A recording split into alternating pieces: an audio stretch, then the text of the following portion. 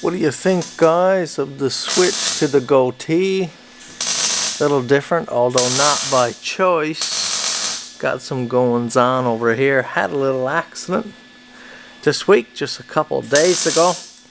I was here working on the lift and something fell on me there and really diced me open. Good brother was here and it cleaned me up a little bit and stuck it back together with some band-aids. I went home, shaved my face where I could clean it up and get at it, and then stuck it together with some steri strips.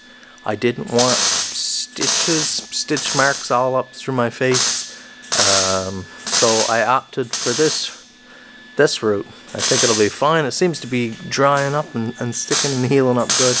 So I've been keeping like sealer packs on it to keep it clean, but let this be a reminder, a safety reminder to you all today. Wear your PPE. PPE wouldn't have prevented this, but check around you, make sure your environment's clean. Let it be your extra reminder in the workplace, or if you've got your own workshop or something like this, take a little extra care, take a little more time to look around and make sure everything is tip-top, and hopefully you'll avoid any little mishaps. We are pretty much done the rebuild, restoration of this beautiful bend packed lift, and let me show you what we have here. Got a flex pipe going in over here today. Kind of wet, freezing rain material out, it's a little bit nasty. This is a 14,000 pound bend pack. Just a beautiful 4-post lift compared to, you see this one is a 2-post with these arms that come out and lift the vehicle. It's very useful for certain scenarios, but it's clumsy and slow in other scenarios. A 4-post lift like this, you just drive right on and you can raise the vehicle. So there's no setups, quick for getting on for quick inspections, looking for problems and things like that, 'cause there's no setup. But we bought this lift used. Had a little day trip, me and Dad and my brother. Went and got it on the flat deck trailer, and it had been in a working garage for several years. They were replaced with all new rotaries, and so we bought this along with 2 roller jacks here. These are air over hydraulic jacks. We'll show it all in motion when we're done. Beautiful setup. Ran all these lines, electrical lines and air hoses and stuff, and I was running these air hoses that I did the job on my face there. But look at this beautiful lift. Brother crafted a couple new ramps here, folding ramps for the back, and I say almost done. We are missing one component that we're having trouble sourcing. We have cables that run all through, up through 4 posts, secure at the top, and that pulls the ramp up. Out of all this kit, the only thing we're missing is one nut that goes on the end of this cable, and we're having a bit of difficulty finding it. So, but I'll show you guys everything running soon, so you'll get to see this beautiful setup. You can see all the pump unit and everything here, and I bought an air hose retractor to go up on top, so it'll be a real nice setup when it's all done and running. Like I said, almost there. Excited to switch it out, but let's leave this side. Not very good company over here. We'll head over to the knife side of the shop. But what do you think of the goatee, guys? Does it work for me? I just carved this one out rough because I had to clean up my face, so I just took the clippers and just hacked off my face there so I could get at this. But what do you think? I know it's a lot better. I can finally have a real perfect seal around for the respirator, as long as I keep this baby face smooth here. Does it work?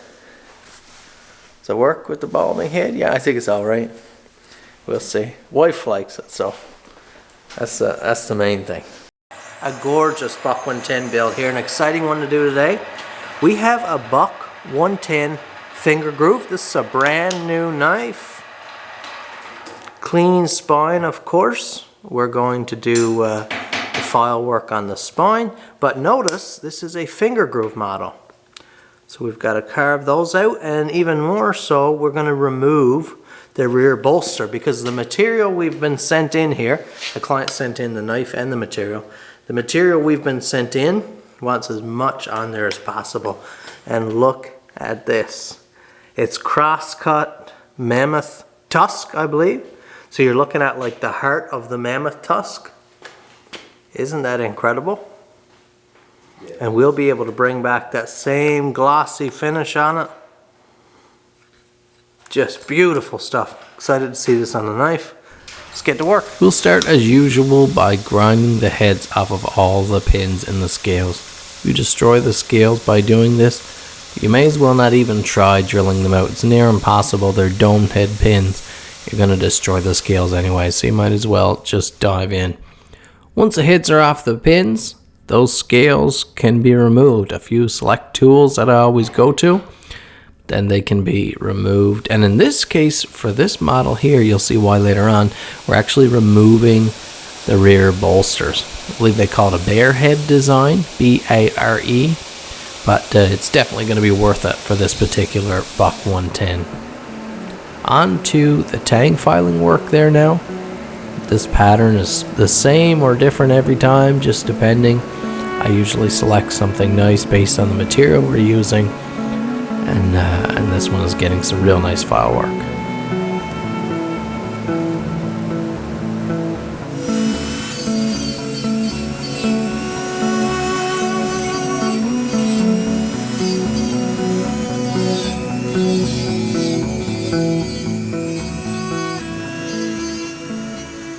Now, from filing that tang, we're going to switch right over to having these scales glued up, because that's not a very interesting part of the process. I fitted the blanks, this mammoth tooth here, to the bolsters, to the front bolsters. Once I had a nice fit, everything was straight and seamless, I glued in with the two-part epoxy. And now we're going to start roughing in. I'll start with a real coarse 36 grit ceramic belt.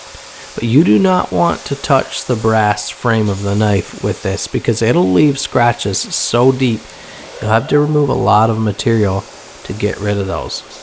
Now, did you see what just happened there? I started grinding. Did you notice the dust? And then I ran over. I realized, because I have my headphones on, I can't hear. I realized I didn't have my dust collector on. Let's look at a side by side. Look at the difference with this dust collector beneath. I didn't always have this, but if you don't have a dust collection or containment system, whether that be a shop vac, whether it be a shop vac with one of those canisters on it, I can't think of the name right now, or a legitimate dust collection system like a permanently installed system like this, it is so worth it. By the time you excavate all of that dust with a dust collector, and then you'll also wear a respirator, I think the effects are very minimal. The amount of dust that gets on your clothes, the amount that gets in your workspace is reduced to almost zero if you have the right setup. And if you're planning on being in this game for a long time, guys, you want to take care of things like that. You don't want to spend 10 years just sucking in dust and then you're basically out of the game because you've got lung problems, you've got reduced oxygen capacity in your lungs. You do not want that. So early in your game, as early as possible, spend on a good dust setup. Get set up as best you can. Wear that respirator real often. Let that be your reminder today.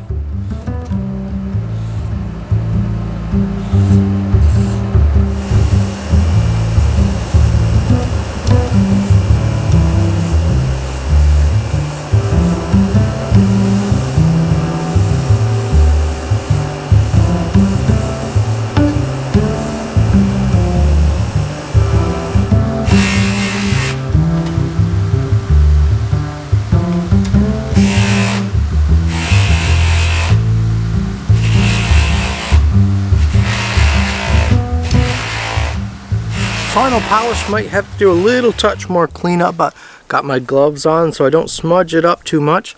Let's have a look here. Look at this beautiful piece, guys.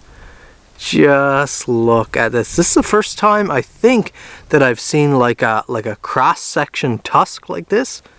It's just so cool because you really know what you're looking at there, especially because we removed that rear bolster, so we have enough there that you get some like context and perspective of what you're looking at. But just, this is just beautiful. Look at that tang filing all the way out,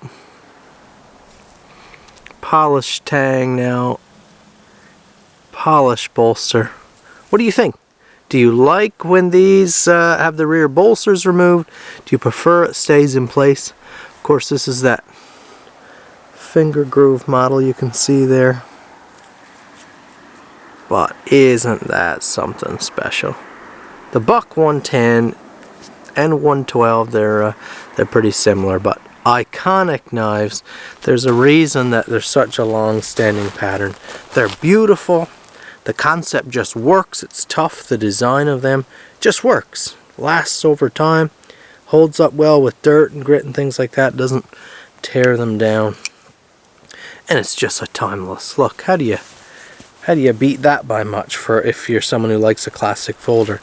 Now this is another one I just finished up. A client sent in. This knife was, I'm not sure how old, but boy, it was in rough condition. Extremely rough. Extremely rough condition. Have a look at that file work there on the back end. Just beautiful, beautiful file work. I went with a little different design than usual. Really like it.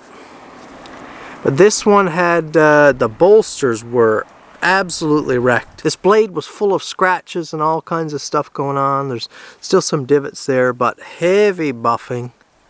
You can see it's looking great there now. The pivot, you could take the blade and just slop it like this.